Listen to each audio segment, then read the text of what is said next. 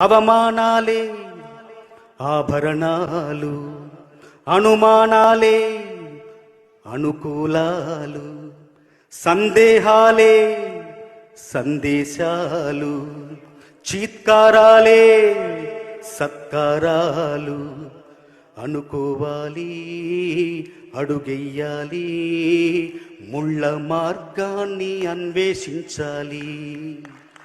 అలుపొస్తున్నా కలలి కన్నా పూల స్వర్గాన్ని అధిరోహించాలి.